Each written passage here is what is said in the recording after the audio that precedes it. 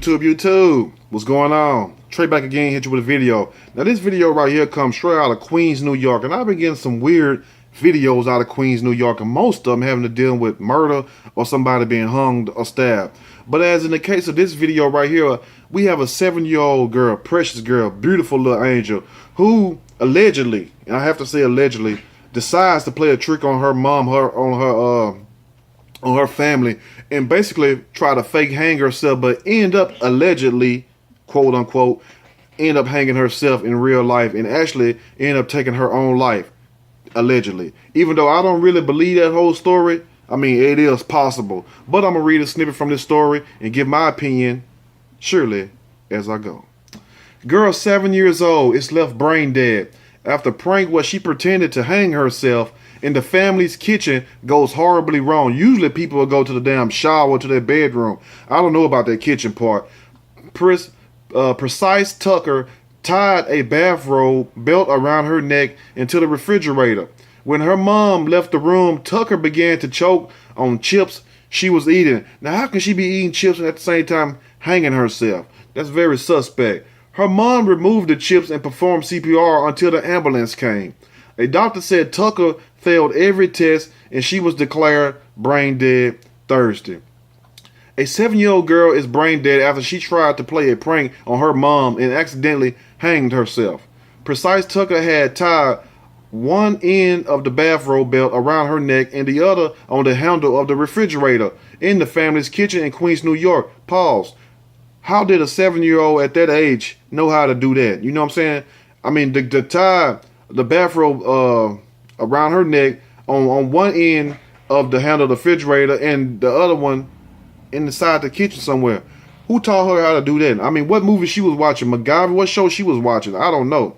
Tucker was still tied at the neck and munching on potato chips when her mom, Purity Baldwin, temporarily left the room. Pause. Why would you sit there and let your child play like that with something tied around their neck? That don't make no sense. Now, would you as a mom, I'm talking to moms right now, would you as a mom let your child play like they're tying something around their neck to hang themselves? I'm sure you always knock the hell out of them or tell them, no, that's wrong, don't do that, you don't play like that. And also, even if you just seen your child putting too many chips in their damn mouth, you'll probably pop them or tell them don't do that, you'll choke. You know, being parents, you're very protective, and I'm sure parents understand where I'm coming from. Now, police sources says Baldwin, 39, told Tucker to knock off the horseplay and then walked out of the room with her 15-year-old brother, according to the New York Post. Baldwin later told police that Tucker had a history of pulling pranks on the family that involved her being physically injured or appearing to be deceased. Let me repeat this so I can make sure you all heard me. Baldwin later told police that Tucker had a history of pulling pranks on the family at 7 years old now that involved her being physically injured or appearing to be deceased. So if she had, let's be logical right now. So if she had a history of pulling these dastardly pranks, so you say, and she always wound up being injured or playing like she was deceased, wouldn't one think that most likely if you see your daughter tied with something around her neck that she's going to injure herself again? Would one not believe that maybe she might end up slipping and hanging herself for real, since you said out your own mouth, mama, that she has a history of physically injuring herself and also appearing to be deceased? I mean, do that make any sense right there? As a parent, that don't make any sense. Now, Tucker's brother came back into the room and found the little girl choking around 8:30 p.m. on Wednesday. They called 911 and removed the chips that had become stuck in Tucker's throat before starting CPR. So, okay, we understand that you all said that she was chewing on chips. So at the same time, was she already allegedly hanging herself? So why would you leave your child there with a bathrobe tied around her neck, tied to something, to the refrigerator and all this, and act like it's fun and games? And you also state that she has a history of physically injuring herself, and also that she plays to the point where she appears to be dead or deceased, you know, lying down like she's dead. So when you not intervene and tell her don't do that, I mean, do you discipline your child to tell her this is not right? I don't understand this parent. I don't understand what the mom was thinking. To me, this whole story sounds very fishy and sounds like they're leaving a lot of key details out of the story to protect somebody or something. I don't know. Now, neighbor Jose Rivera saw first responders put Tucker on a stretcher, pushing on her chest as they ran into the ambulance. Tucker was taken to the Long Island Jewish Cohen Children's Medical Center, where she began to breathe on her own again after CPR was administered. Okay, we making some progress now then. But, it's always a but, and it's always a big ass but. But by Thursday morning, the little girl was on life support. How? How? If she just overcome that part, wouldn't that be the worst part?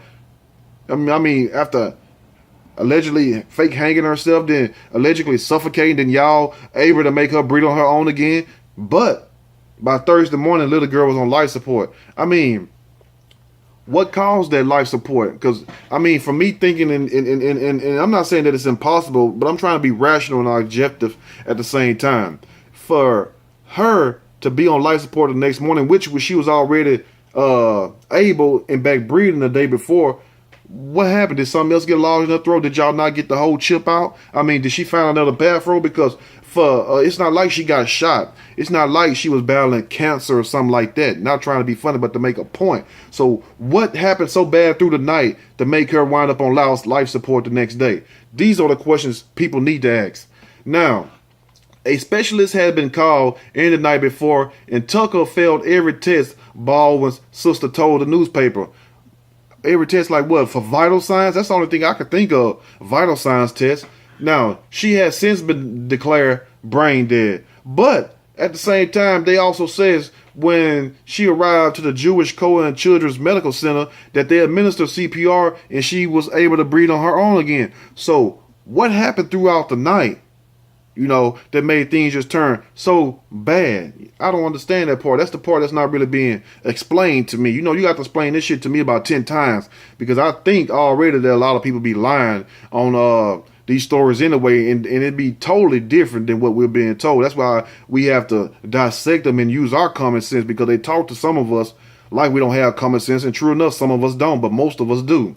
Now, police are investigating the incident. The family has no prior history with the Administration for Children's Services, which means CPS, DCFS has not been called to their house, so there's no reason to think or suspect of them, using foul play, or foul play was involved with this girl losing her life. I don't understand how can she go to the hospital and breathe on her own after CPR was administered, but the very next day she winds up brain dead. She winds up basically on life support. So what happened throughout the night? I mean, how was she able to bounce back from, so quickly from all allegedly choking to death and also fake hanging herself? So evidently the fake hanging did not do anything to her, because that's just like if you tied a rope up around yourself and you try to hang yourself and somebody hurry up and come pull you down. Not saying if you don't chew on no chips. Guess what? You're not going to wake up the next day brain dead.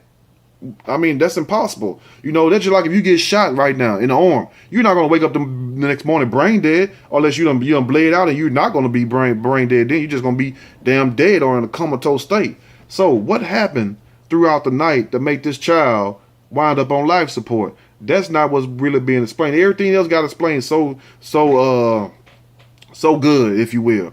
But when they got to the point after she was administered life support, CPR, not life support, CPR, excuse me. When she was administered CPR, she was able to breathe on her own again. So therefore, from that point forward, everything should have been all right. So how did she relapse back into that state? Now when they administered CPR, was she hooked up to machines, to these monitors and all that? They didn't say that. So we just can only speculate. But let me know what you all think about this situation. And also, for you parents who got children who loves to play like this, stop them from playing like this. This story is like a story of the boy who cried wolf. Even though she didn't cry wolf, but she still was playing a deadly game. And you never know. I mean, there's too many things happening in these days where you have children just losing their lives over anything. Children and grown folks. So you just want to be careful. You can't prevent everything. I mean, it's your time to go. You're going to go regardless of what I say, what whoever else say, because we don't matter when it comes to that. But at the same time, a lot of this stuff can be prevented. So just use preventive measures. When you see your children doing this type of activities, tell them no, don't do that. Mama don't like that. Daddy don't like that. This is not good. And this will save you a lot of stuff, because I'm sure her mama was sitting back laughing at it. Yeah, my baby gonna be an actor. My baby gonna be this. Your baby wind up on life support because you sitting up here already said for yourself, mom, and I'm not making this up. The mom already said for herself that her child like to play these type of games, and her child wind up physically injured or appearing to be deceased, you know, from acting out like she's dead or something like that. So it was something was bound to happen. You know what I'm saying? But it's sad that it did happen. Let me know what you all think about this situation. And to this little angel who lost her life, you know what I'm saying? Because she didn't really know what she was doing. Trust me. Because I'm sure if she did, she would have stopped. And I hope and pray that if the mom knew that it would have led to this, but I don't see how she didn't know it would have led to this. That's why I say you can't take everything as a joke. People think you be preaching to them, but you're really trying to help save their lives. Because sometimes we need to be reminded of things. I need to be reminded sometimes of certain things. It's not to talk to nobody like you smarter than them, or you better than them, or you know more than them. No, we each pull each other coattail like the old folks say. That mean, hey, you doing this wrong. You need to do this. That ain't right. Don't do that. That's all. But I get it. In this day and age, you can't tell nobody shit. Don't nobody want to hear nothing until it's one of their children or it's them wind up hurt. Then they will want your advice. Or what do I do, Trey? What you think about this? It's too late then, because I've been talking the whole time. You ain't been listening. But let me know what you all think about this situation right here, and stop your children from playing these games. If you like the video, push that like button. If you like, subscribe to the channel,